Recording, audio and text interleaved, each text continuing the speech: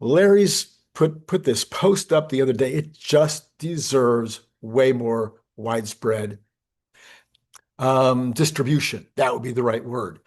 This thing's already gotten really good distribution on X, but it just deserves more. Elon Musk has commented on it and reposted it.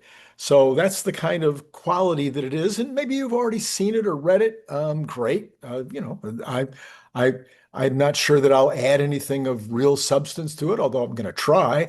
But let's just take a look at what Larry had to say. He says, very few outside of the Tesla community understand that quite apart from making himself rich, Elon Musk is a job-creating, tax-paying, economy-boosting force through his companies, Tesla, SpaceX, xAI, The Boring Company, and Neuralink, not to mention, see, I'm going to add my own thoughts here, not to mention PayPal and his first company, which I'm always forgetting the name of, but anyway, the one that did the kind of Google business places kind of product. Musk has funneled hundreds of billions of dollars into the pockets, into American pockets, not just American pockets, all over the world, into Chinese pockets, into European pockets, into pretty much everywhere around the world. There are people making money as employees, suppliers, etc., related to Elon Musk companies. Now, this isn't abstract Wall Street stuff. It's real money circulating in the communities from factory floors in Texas to engineering hubs in California. And then Larry breaks it down with hard numbers showing how Musk Ventures pump lifeblood into all of these economies. First of all, jobs and paychecks. Musk companies have paid out a staggering $110.7 billion in salaries over 5 years, just over 5 years. That's enough to give every person in Los Angeles a $27,000 check. This cash supports over 200,000 workers at peak. That again is just in California. That's just in the United States. From welders building Cybertrucks to coders dreaming up Mars rockets. It's not just high-flying execs. Average pay hovers around 160,000 in Tesla, keeping family households, kids in school, local diners in business. It's one of the most interesting things about where I had my facilities for many, many years in Santa Fe Springs, California. There's hardly any population there. I think his population was about 20,000 or 30,000. It was all industry. And this was like a rich, rich city.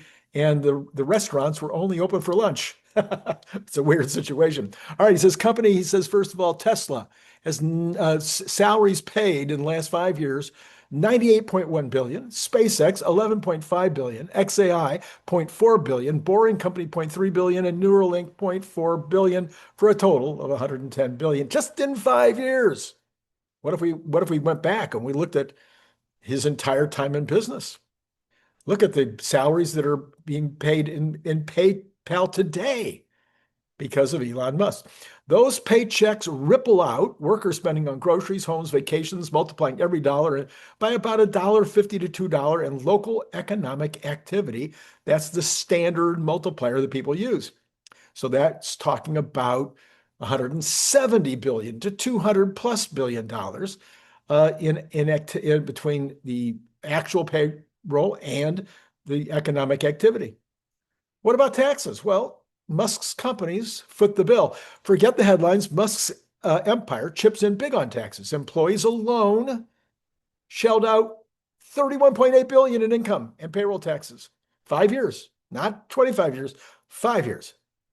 Funding schools, roads, Social Security. That's like bankrolling the entire U.S. space program twice over. On the corporate side, the companies paid $5.2 billion in income taxes, despite savvy credits for green tech and R&D. And then there's the payroll taxes from employers, another $9 billion. And it's clear Musk's firms aren't dodging, they're paying their taxes. Employees paid $31.8 billion, corporate income $5.2 billion, employer payroll tax $9.0 billion, total of $46 billion just in taxes to various governments. Now, this tax all supports public services without the sticker shock. Imagine every billionaire's ventures did the same. What about suppliers? Musk doesn't hoard. Of course, he needs suppliers. Yes, it's a very vertical. His companies tend to be very vertical, but everything needs something. I always like to talk about that. You think about the pants maker, you don't think about the zipper maker, or what about the tab at the top of the zipper? Somebody makes that tab, and sometimes it's different people. Tesla alone dropped $166 billion on American vendors for batteries, chips, and steel, propping up the factories in Michigan, Nevada, SpaceX, and it added 7 billion. SpaceX added 7 billion to that. Now, this is only over 5 years, mostly for rocket grade alloys and avionics from domestic shops. That's 173 billion funneled to thousands of small and mid-sized firms, creating indirect jobs and stealing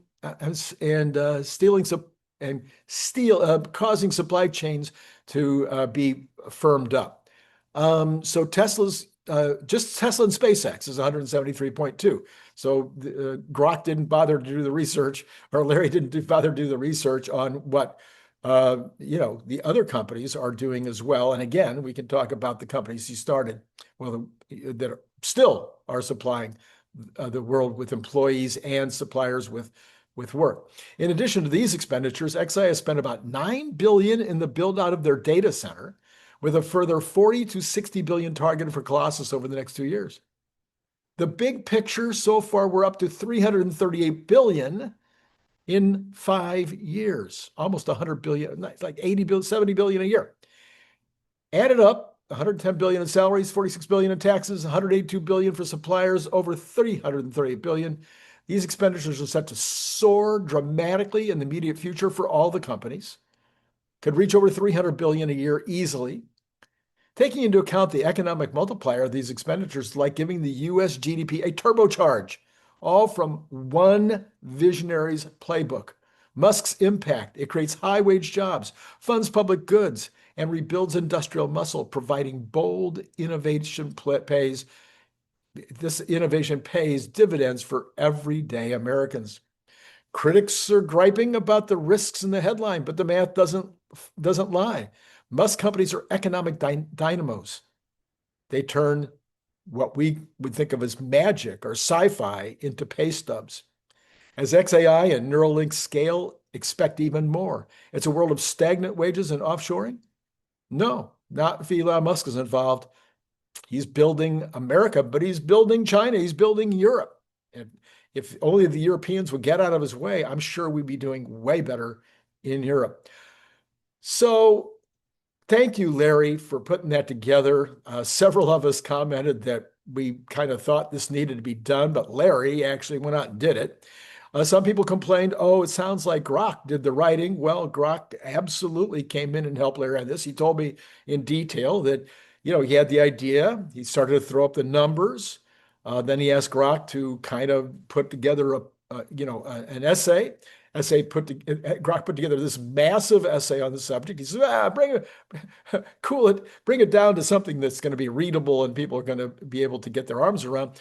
Anyway, that's what the final result was. And sure, you can hear Grok in all of that.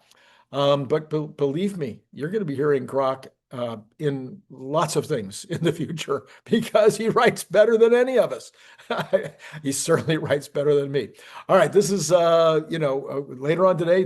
Nothing's changed. We've got regular Monday morning program on tonight. On Sunday night, we've got Phil Beisel coming up later tonight. We've got Larry Goldberg and I yesterday. I'll put that card right here, where we talked about the Cathie Wood report. And many of you, for whatever reason this month, took a month off and didn't listen to it. And you need to go back, if you have the time, go back and check it out. We also have this morning, I did I think, a phenomenal, and Grok helped me, a very, very interesting story this morning with regard to Tesla's, what I'm expecting to be $600 a share by the end of the year, 600 by the end of the year, or by the end of January at the latest, 750 by the end of the first half, and then even more than that. What's it going to be by the end of next year, and why? What are the reasons? What's the analysis, and why have I backed off? I backed off from 750 by the end of the year. Yeah, that's right. I backed off. Why would I back off? Oh, new information. information that couldn't have been known even a few weeks ago. But now that we've had the earnings call and we've had the shareholders meeting, we have information that we didn't have 3, 4, 5 weeks ago. And so it was time to make a change and just be a little more conservative. So if you didn't watch that video, I'll put that card up as well. So the Larry card's up. The card from this morning's video is up. Those are two that I think you would really, really enjoy. Now, if you like Larry Goldberg's writing, and if you like Larry Goldberg on the show, and you like CERN Basher, and you like Bradford Ferguson, and you like Nicholas Gibbs, and you like Dr. Know-It-All, and you like the Bryans, Brian Wang and Brian White, and I'm missing somebody. Did I say CERN Basher? If you like all those guys and you think that their commentaries are valuable, well, you know that together we wrote a book, right? So you need to buy the book, and the information is down below. You know that it's available in Audible for only $15.99. The price of Audible books has come down like 40%. So you can get this Audible for $14.99. I think $15.99.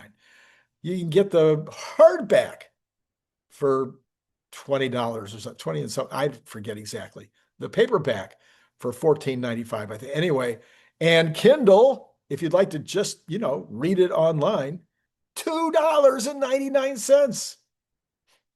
Go figure. All right, that's all I got for you right now. It's been great talking to you.